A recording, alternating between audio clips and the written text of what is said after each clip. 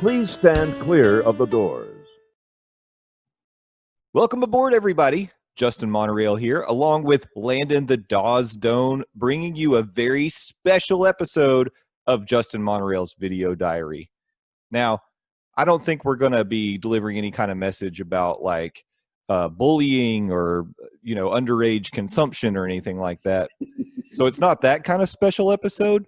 It's really more of a special request response because over the last couple of weeks, especially with the lead up going to the Kennedy Space Center and on the podcast, it's come up a couple of times just because it does.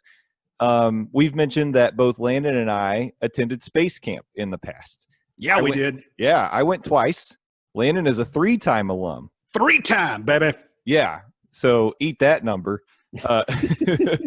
Yeah, in your face too. I wonder how many people out there can say they went 3 times. You're probably in like a small group, I would say. I would be curious because, we'll get into this later. Like, I don't know how much you would get if you went year after year after year. Like if this was like some summer sleepaway camp or something where, just go and make pottery and canoe or something. You can only learn so much about space. It's true. Now, but you did go to multiple levels of the Space Camp program. So I'm wondering, because I didn't ever go to Space Academy. I just went to Space Camp. So I'm kind of wondering what your experience was like at Space Academy. And we'll talk about that as we go. But just for those who are wondering, now, if you're our age, you grew up watching shows like Double Dare, Family Double Dare, Super Sloppy Double Dare. Double Dare After Dark, yeah. Legends of Double Dare. Legends of Double Dare. Cat Dog and Double Dare. Double Dare Explains It All. And, of course, Roadhouse. Yeah, and Ren and Double Dare. Yeah.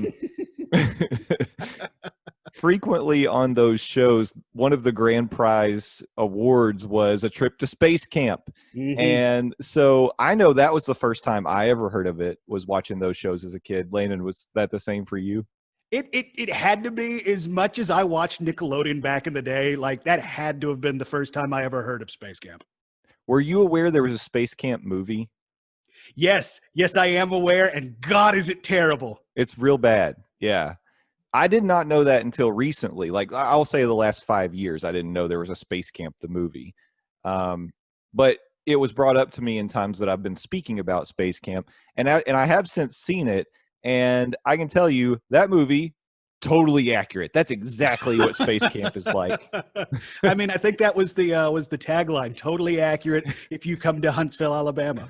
Yeah. It's a really long tagline, but it wasn't a great movie, as we've established. It's one of those movies that's so bad it's funny. Yeah. Essentially, it's nothing like Space Camp. There is not a single chance in heck that a U.S. space camper could actually be shot into space. That's not going to happen. Though, a teaser for later, if you go to Space Camp a certain year at a certain campus, you can get in a plane and go up in the air. It is space, but it is up off the ground. Yeah, that's true. So close, but still not launching into space by accident. Not by accident. You have to pay extra for that. Yeah, so at some point, and I'm guessing, Landon, I don't know if you know the years, but in my mind, I'm thinking this was like 92, 93 maybe when we went. Somewhere in that ball camp. Yeah. Ball camp? Ball camp. No, Space Camp. There we go. And we're back. Sorry, I've been up for a little while today and I'm tired. So we'll see how this goes. Well, somewhere in that neighborhood, I remember starting to nag my parents about wanting to go to Space Camp. And I guess you and I conspired together to convince our parents to send us. And if you didn't know this, there's actually 2 space camps. There is one in Cape Canaveral in Florida, and then there's one in Huntsville, Alabama. And I don't know how we decided that the space camp in Cape Canaveral would be the first one we went to, but that's where we went the first time.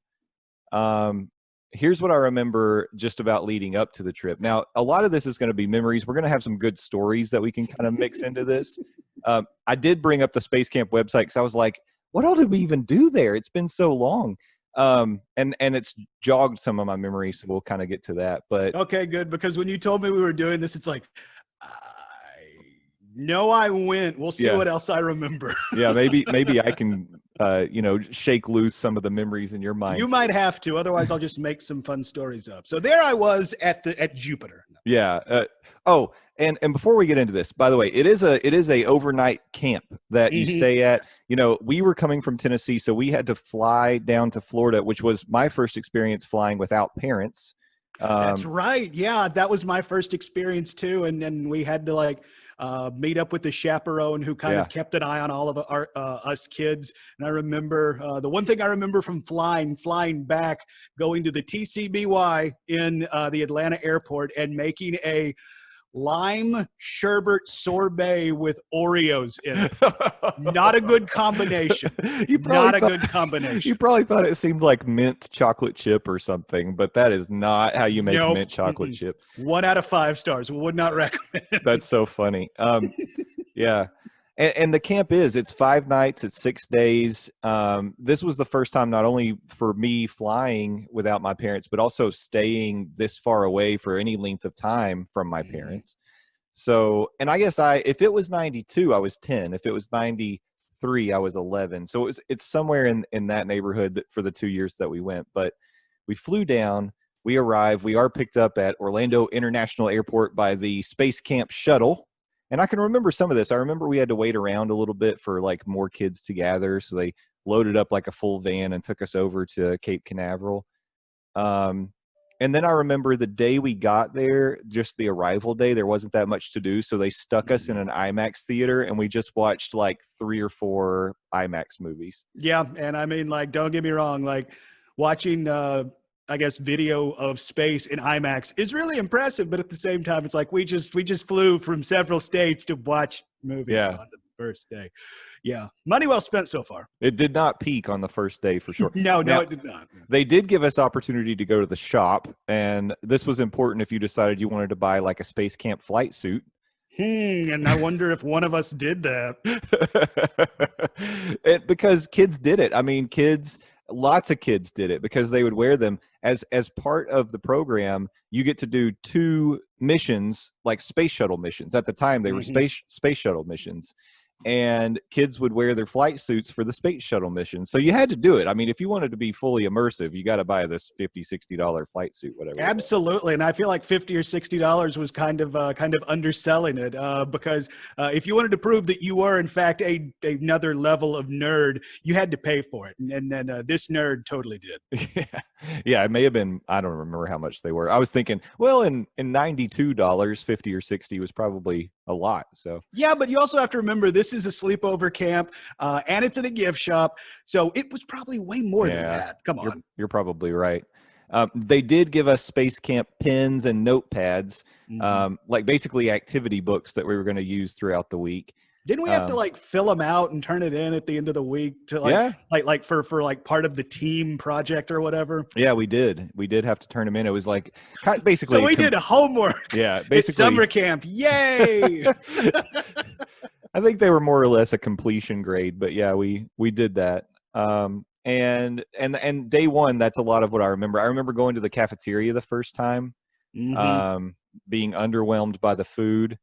That was one of the first things that came to my mind when you said we were doing this. It's like, I can talk about that time I thought I saw the spaghetti move. Yeah. Do you remember that? Like our team or whatever was surrounded by my plate and somebody's like, oh, I saw it move too. And somebody's like, oh, you just hit the table. It's like, no, look, my hands are up. And yeah, so the spaghetti may have not been spaghetti. It was space spaghetti. Ah, there it is. Space spaghetti. Yeah, I can remember. I feel like there were certain things you learned to avoid in the cafeteria after a couple days. But otherwise, I mean, most of it was just bland, not very good food. Except you could pay extra for dessert. And I do remember every dadgum meal, Choco Taco, baby. Oh, baby. Choco Taco is where it's at. Yeah, it was. No space spaghetti in that, let me tell you. It's funny. I remember the space spaghetti. That's funny. So now let's talk about a couple of the personal stories here, because night one was an important night for us. This was, again, our first time traveling away from the parents, staying on our own. Now, we did get time to like call home. Yeah, we did. But you would have thought, honestly, like the way that they regimented us to, like, you know, you had to be in your bunk by a certain time. You got this amount of time to get ready in the morning, this amount of time to get ready for bed. And by the time, you know, your time was up, you were expected to be in your bunk, asleep, not getting up. But there was time to call the parents. At that time, we either had to have calling cards or call collect from the payphones. Totally called collect. Yeah. And so I know day one, I was feeling homesick. I was, I didn't know. I was like, I don't know if I want to stay here. I didn't know what it was going to be like. You didn't know anybody yet. It was nice that you and I were there together. Mm-hmm. But you were feeling homesick probably more than I was. Yeah, I was, to the point where I get on the phone to talk to the parents, and started as a regular conversation, but then just totally devolved into me sobbing, like mask of tears, crying to my mom, I want to come home. I want to come home. My mom told me after the fact she really thought about bringing me home, literally after the day we flew down. She's like, we got to go get that idiot because he is not going to make it. So I am up losing my mind trying to, work through my emotions. And by the time I'm off the phone, everybody is in bed. Like, it is dark. It is asleep. So I'm very quietly going back to a bed. And I notice how I didn't say my bed. I went to a bed. So I get back to this bed and I'm like, there's some dude in my bed. What the hell? Of course, I'm like 8, so I didn't say hell. But I'm like, dude, what are you doing? Get out of my bed. So I wake this guy up. He vacates the bed. I slide right in, go right to sleep. I find out the next morning, yeah, that totally wasn't my bed, and I kicked some random dude out of his bed. So Space Camp was off to a hot start for 8-year-old Landon down. Yeah. And from my perspective, of course, I went to sleep without you being there. So I was like, I was worried that maybe you were going to get picked up and go home. I didn't know what was happening. Yes, in the middle of the night, my parents were going to come from East Tennessee down to Cape Canaveral, Florida. I don't know. So I wake up, you're still not there. And also, by the way, another piece of this story, this random kid who you kicked out of their bed was not there. So who knows where that kid went? Oh, man. Yeah, I don't know. Where did he go? Where did he find a sleep? I don't even know if we saw him the rest of the week. He may have gone home. Yeah, my parents drove down from Knoxville and picked him up and took him home. So then, like, as we're getting ready in the morning routine, I eventually see you, and you're like, I was totally sleeping in the wrong bed. That was great. Oh, yeah, it was a very eventful first night. That was pretty good, yeah. But I think both of us felt better after day one because you do get put in small groups. Now, one thing to probably mention is maybe it's changed now, but back then, it felt to me like the bunks, the barrack facility for the students was pretty basic and bare bones. Like, it was like kind of warehouse-like facilities with just lines and lines of beds. It had a big mass bathroom, and it wasn't there were like no frills. Pretty basic. And actually a lot of the Cape Canaveral experience was similar to that. And the reason that's important is because when we went the next year to Huntsville, it was like totally different. Like, the bunkhouse is like, it looks like a space station. Yeah, the big kid, quote unquote, because you actually ended up in a different sleeping facility than I did when we went down to Huntsville. Like, it looked like something out of space. It was very impressive. Like wasn't it like at least five stories tall, just rows of rooms? Well, if I hadn't looked it up, I would not remember, but it was like, I think it was 4, you're right, it's like 4 or 5 stories, but the way it looks on the outside, it looks like almost 3 tubular stories that are like not exactly lined up, and it kind of opens up on the inside to a big atrium. Yeah, very open. I remember that on the inside. Yeah, but these rooms were like, you were in with your camp group. And my group happened to be this time. I think it was all guys. I can't remember. It seems like it. It seems like it might have. It was all guys, and the reason I remember this, we're gonna see how far we can go on YouTube. Y'all like to play the penis game. Oh, and that's where somebody starts penis, and then the next person penis. It's a little bit louder, and I remember it culminated. Almost said. No, I'm not going to say that because then I would say it ended with penis, penis. Like, everybody slamming the walls, chanting penis. So yes, that was an all dudes facility. Yeah, it was. But I was trying to remember if and I'll get back to that in a minute because there was more ridiculous that went on that trip. But in our room, for sure, it was all guys. I think my little group, like my whole team may have been all guys, but I can't remember. But anyway, it was like a group of, I'm going to say 6 people per room. There was still a shared bathroom situation, but it was much more like what you would consider like dorm living to be, rather than I compare like Cape Canaveral, what you might experience if you went to like basic training. That's what I was thinking. I didn't know if we could make that comparison, since neither one of us went into the armed service or anything like that. But like, just comparing the Alabama campus to the Florida campus, when it comes to sleeping quarters, I mean, Alabama has it hands down, because in Florida we were practically sleeping in a converted like just trailer type thing. Yeah, that's I was gonna say trailer too, but then I was like, well, it was bigger than a trailer though. That's why I was kind of like, maybe it was kind of a warehouse, like a converted warehouse. Possibly. Mm-hmm. So I don't know. And like I said, maybe it's changed now, but that's how it was then. So anyway, we go day one. We start doing the activities, and some of the things you get to do, like they put you on a lot of different simulators. One of them that for some reason this one stands out to me is the 5 Degrees of Freedom chair. And all of this, by the way, throughout the week, everything you're doing is being filmed. Like they had these big camcorders, they followed your class around. And so at the end of the week, you got a video to take home so the parents could see what you did. But the 5 Degrees of Freedom chair was, you sat in it, and then your camp counselor person like could roll you around in the chair. Like it would rock back and forth. It would turn side to side. And then they could also barrel roll you and flip you. So they would do that. And then there was actually like a multi-axis trainer, so you could sit in it, and it basically did all the same things, but it was like a machine that would flip you around. And you see that kind of thing at carnivals and stuff nowadays. So those are a lot more common. I remember one thing we did was there was this long seesaw-like contraption that had chairs on either end of it. And so one person would sit on one end, one sit on the other. And instead of like seesawing, like you would imagine a seesaw, it actually rotated like a record. And they gave us like a dodgeball kind of thing. And you had to try to, like, they would make the rotation vary in speed. And you had to try to throw the dodgeball to the person in the other chair to basically teach us about trajectory and physics and all that kind of stuff. You were trying to catch it, not dodgeball peg in the head. That's probably a good point. You weren't trying to knock them out, but yes. We were wearing helmets though, so just in case. Safety first. Everything we did was super uber safe. Yeah, like helmets, lots of harnesses, pads, whatever we needed to wear.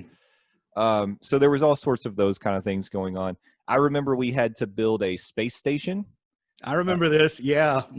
Yeah. Like, we had to come up with a concept. We had to come up with why we went with that. We had to name it. And didn't we like play with not Lincoln Logs, not Legos, but some sort of like plastic. Are they called Connects maybe? Yeah. We had to build our space shuttle out of Connects. And at the end of the night, we had to give like a presentation in front of the other teams. And there was it voting by the other campers, or was it voting by the counselors? I know somebody voted and put it like 1, 2, 3. Yeah, there were like trophies given out for them. Exactly. And of course, our team totally won that. In your face, other team, Jupiter for life. That was our team, by the way. We were Team Jupiter that week.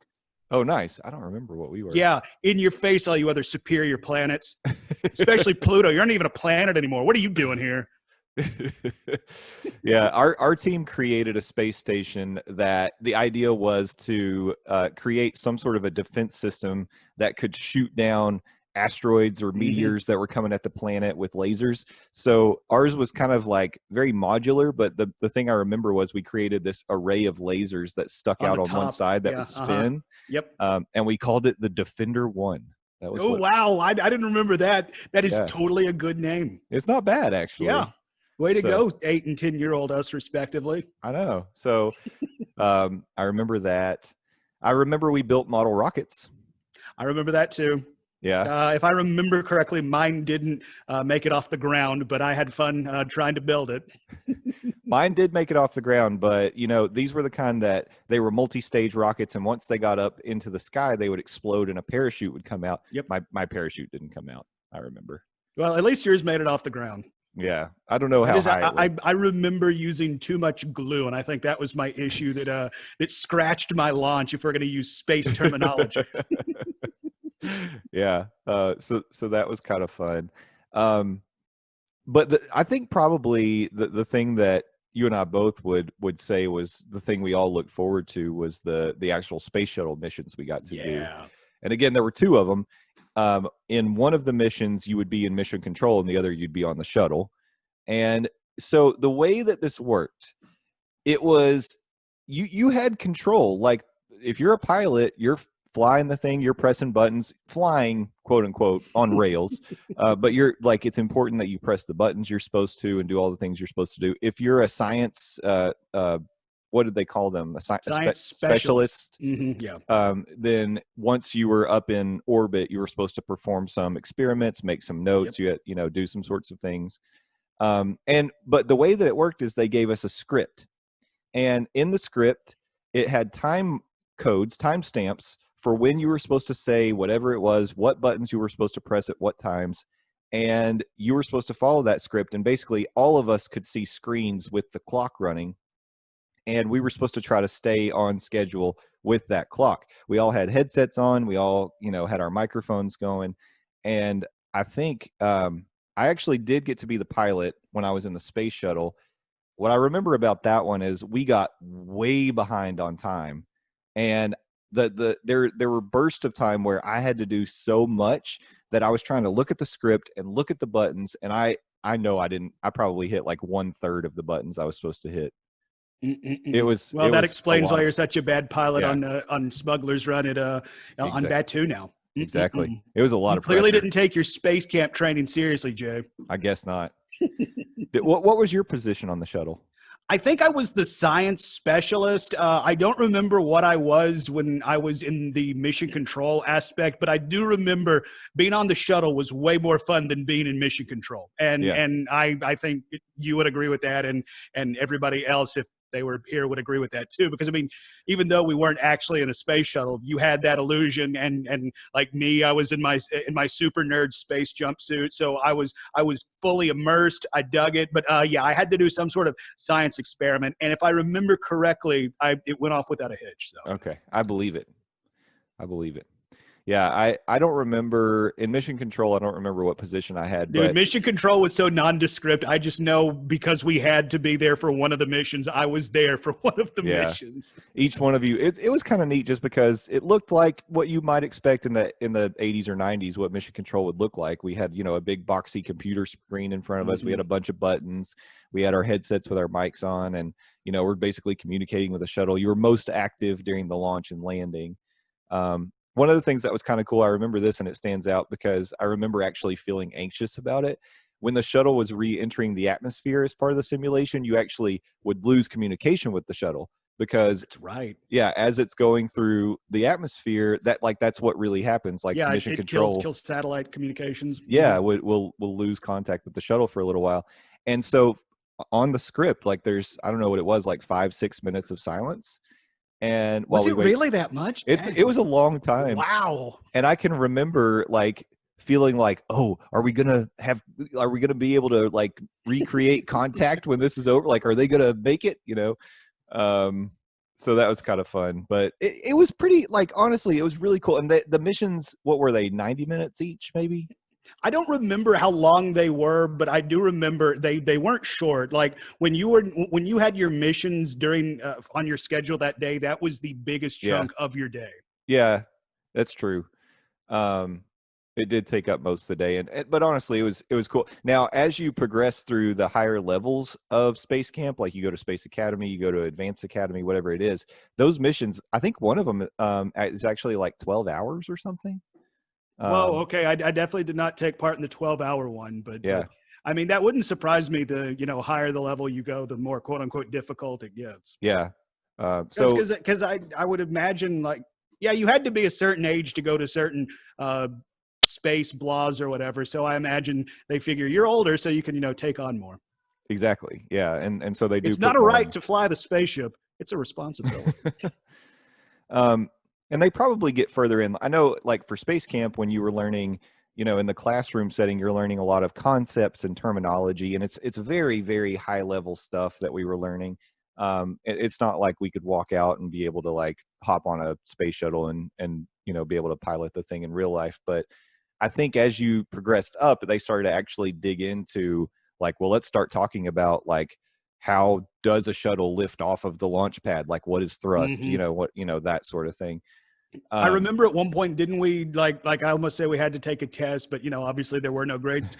Weren't we quizzed on like naming the different parts of the shuttle and like what each one of them did and stuff like that? I mean, it really broke down the science of how these things got off the ground, broke atmosphere, and came back. Yeah, we did. I remember that being part of it. So,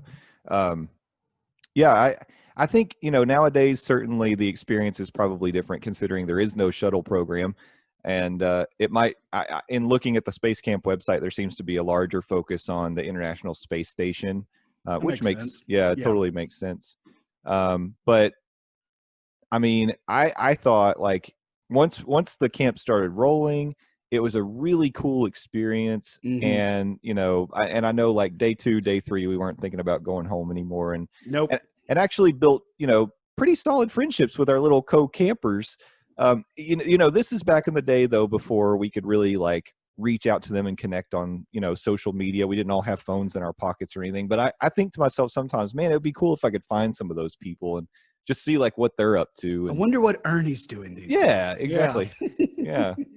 Because honestly, like while you're there, you kind of get close with these people. You're spending all day with them. And yeah, literally all day from the time you get up. I mean, your day, as Jay kind of pointed out earlier, is very regiment, like highly scheduled, like when you eat is scheduled, where you have to be at this time is scheduled. So, I mean, you really do kind of, close ranks and become one group. And like it's probably by design because you do kind of have to have that teamwork mentality on your missions because the teamwork makes the dream work, and the dream work was to bring everybody back safely. So I definitely think by the time we did get to our missions, we were one cohesive unit. Yeah.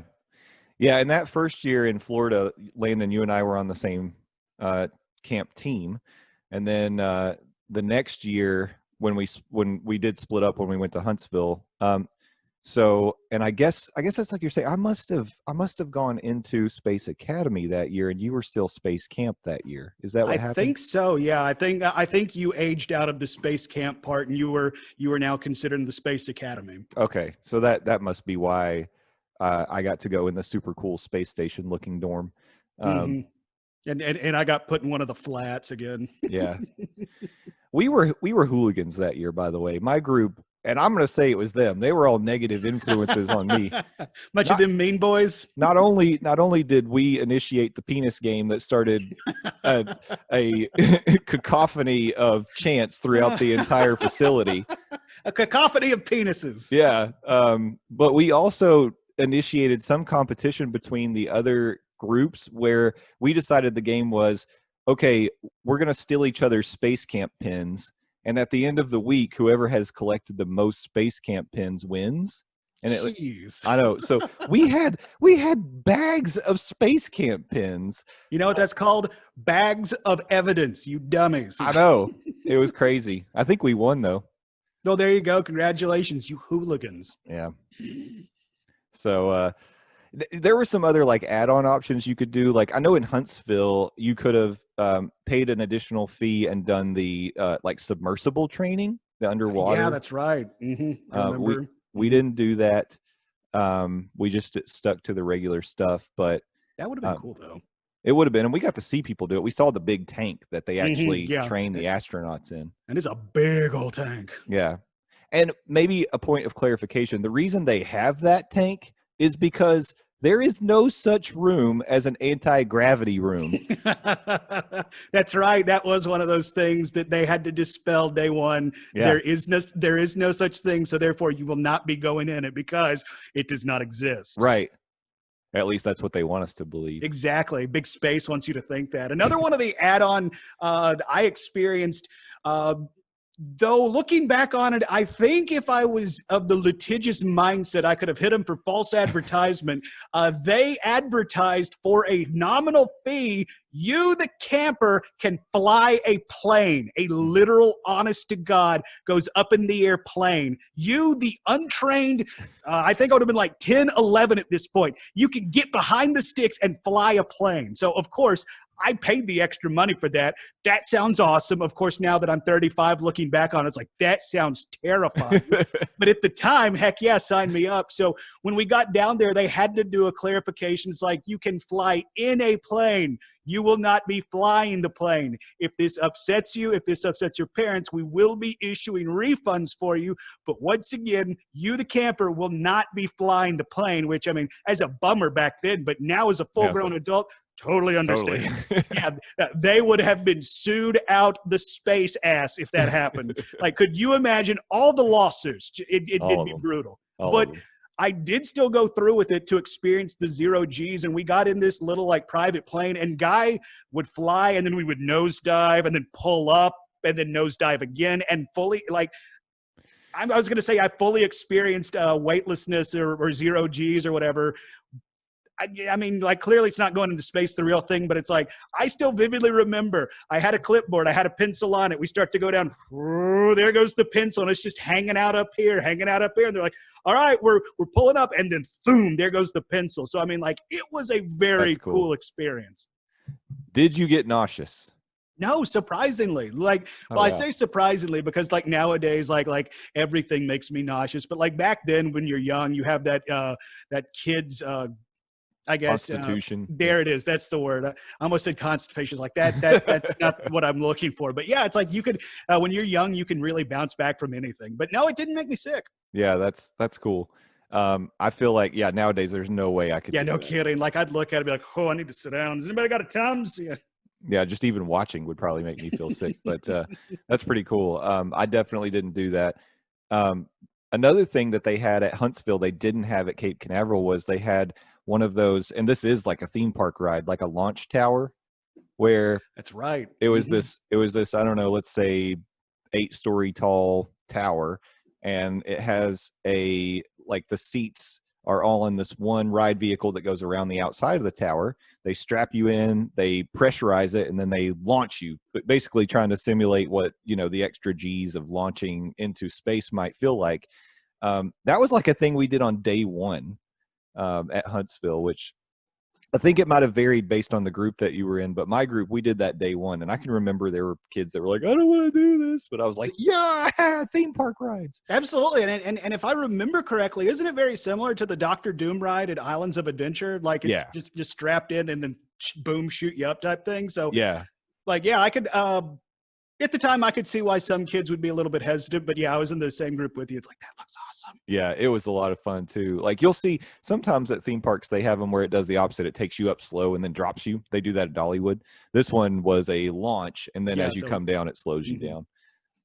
And that was pretty awesome. I'm trying to remember correctly at the Huntsville campus, they had like, I guess it was a 1-to-1 scale replica of a space shuttle with the 2 rockets and the tank. Yeah. And the tank there on campus that you could look at. And I mean, maybe it looked bigger because I was smaller, but I still remember just like standing and just like looking straight up as far as my eyes could see. It was nothing but shuttle. It was a pretty impressive sight. Yeah, and now, and I don't think that they had this, they certainly didn't have this when you and I went to Cape Canaveral, but they have the Space Shuttle Atlantis, the orbiter, actually in a building, which is crazy. But yeah, on the outside, they've got like the external tank and the external rocket boosters, and then you go in and they have Atlantis, and it's there with the cargo bay open. And you can, I mean, you're standing like feet away from it. It's really, really cool.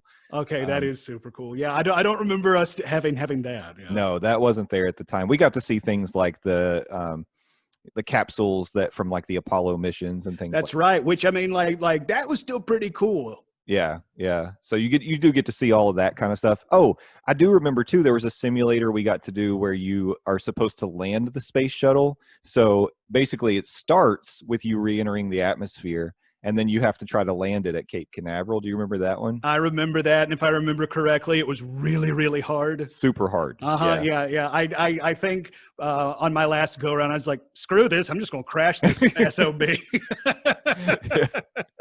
Yeah, that was the easier way to go. Yeah.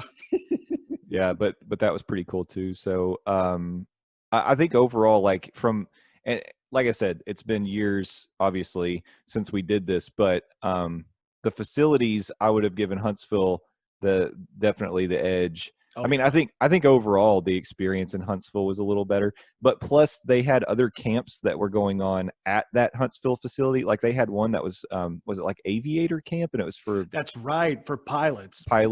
yeah, and a couple other things. So it was a larger operation with probably more money to go around. So that might explain why they had better facilities, but both times I had a blast. You know, I feel like lots of memories that have stuck with me, although some are kind of fuzzy or foggy at this point. But yeah, it was certainly like it was everything that little Justin would have wanted, aside from an anti-gravity room. Exactly, yeah, and short of not letting Landon fly a plane, I too had all my expectations met. One, like talking on some of the simulators or exercises, I guess would be a better descriptor. When we were in the Florida one, do you remember the chair that you would sit in that would like you would jump in it and like it was rigged to the ceiling, so it would I guess simulate reduced gravity or whatever, and they would have you like go off one foot to the other to the other, and it's like when I describe it, it doesn't sound that awesome, but like actually doing it, it was a whole lot of fun. And you made reference to they followed you around with a video camera. So at the end of the week, you would have a tape to take home with you. Have you by chance watched that in like say this century? It's probably been, even since I've seen that film, like 10 years or more. Okay. All right. I found mine not too long ago, within the last couple of years, and I went back and watched it. We were some weird looking kids, first of all. But that, what I remember, you talked about the chair that goes in multiple directions. What was it called? The 5 Degrees of Freedom chair. Yeah, the 5 Degrees of Freedom chair. And it's funny, they have everybody in our team in the chair, and they're like, whoa, whoa. And not a lot. So and the editing job, there's no transitions. It's just one scene, a hard cut, another scene, hard cut, another scene, hard cut. So when it comes around to me, girl in front of me is all quick. Yeah! Whoa! So like, yeah, like I am having a blast, and still like it is still pretty daggum funny. If I can find it and find a way to digitize it, I'll see if I can send it to you so you can get it up on the YouTube channel. But it's like, I had a lot of fun going to Space Camp. I did too. Space Academy. Yeah. The video you're talking about, I would love it if there was a way, if you can somehow get that digitized, I would certainly chop it up and share the clips of like me and you doing the goofy stuff. Absolutely. God, I think that would be gold if people. And if I remember correctly, our mission is on that tape, so we could see you in your Smugglers Run training facility. That's right. Yeah, I think the one that they filmed though was the one I was in Mission Control. I'm pretty sure. Okay. Well, that's not nearly as exciting. Yeah, and you were on the shuttle. That was your science specialist role. Which, I mean, not nearly as exciting as being a pilot, but, you know, at least I was on the dadgum boat. Yep, you were there. And they did. They scored. I do remember they scored us against the other teams for those missions, too. I don't know where we ranked or well, I don't either, but let's just assume we killed it. So in your face, other teams, once again, you inferior planets. Venus. What even is that? Venus? God. Yeah. So, I mean, I think that's about all I can remember. Anything else you wanted to share with the audience before we wrap it up? No, I can't think of anything else that we didn't really cover. I mean, not to go all sales pitchy on you, but it's like I really enjoyed it. Like I I growing up, I wanted to be a professional wrestler who was also an astronaut. So clearly I had some very odd career goals, but like that didn't dissuade me from at least the astronaut part of it. Now I turned out my grades dissuaded me from the actuality of it, but it's like I had a lot of fun. If it's something your kids are thinking about doing, I would give it thumbs up. I mean, clearly it's very different from the experience Jay and I had, but I mean, like at the end of the day, it was fun. It was. And I would echo what you're saying. Like if you've got kids that are interested, the Space Camp program now is for ages 9 to 11. And then it goes up from there. So, yeah, I think that's changed because I think it used to be maybe a little more broad. Yeah, I was going to say, I don't think it was nearly that narrow on the age restrictions when you and I did it. Yeah. And they start the program late May. They do it till basically Labor Day. Again, it's 5 nights for the kids. The parents, they do like if you were to drop the kids off, like you can actually kind of like hang out and see the facility the day you drop them off. And then on the last day, they do like a little graduation ceremony. Yeah, I remember that. And at the Huntsville campus, there was actually shops open to the public and a restaurant open to the public as well. So there was some more parent interaction. I think I remember our folks hung around, and I think I at least saw my parents when we were down there for the Huntsville part of it.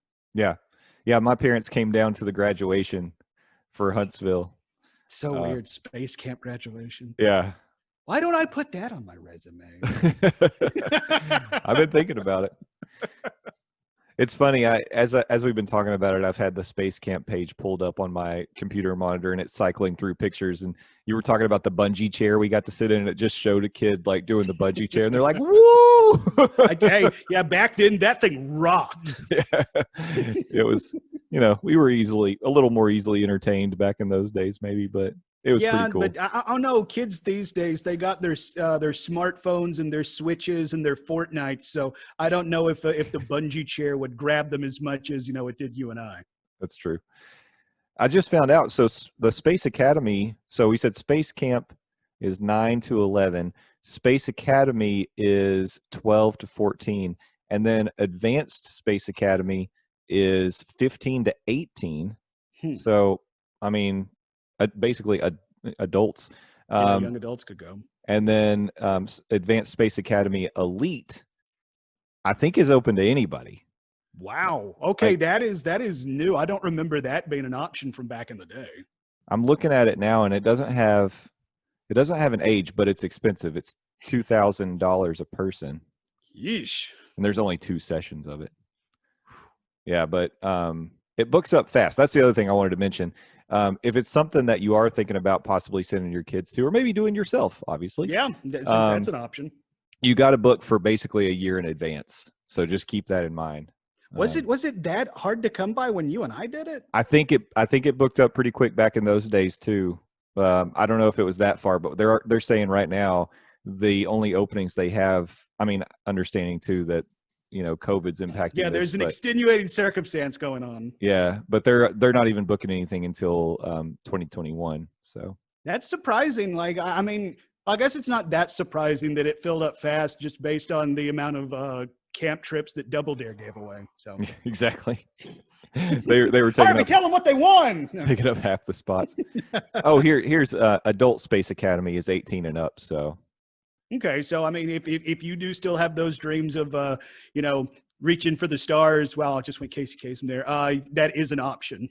Yeah, it's only 3 days, 2 nights, but most adults have things going on during the week, so you probably need a weekend. And yeah, they're called jobs. Yeah.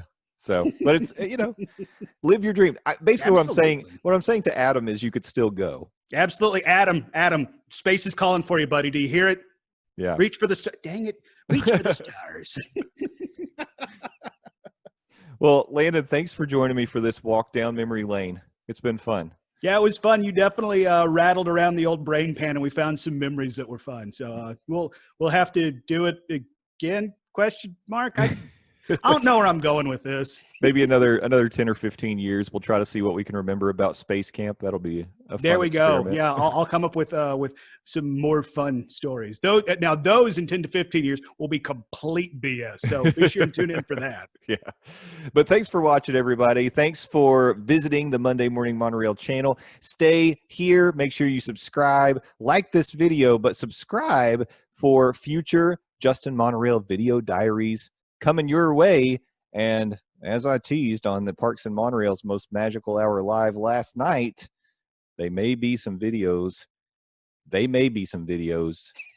coming from that park that shall not be named. Ooh. That's all I'm saying. So if you want to see that, plus a lot of Disney content, then definitely hang out with us. And also, while you're there, when you hit the subscribe button, hit that bell notification, or hit that bell icon, so when Justin posts new stuff, you'll get a notification. You can be some of the first eyes to see it. Absolutely. Great recommendation. You got to do all the things. At the end of the day, he's at Landoz, Landoz on Twitter.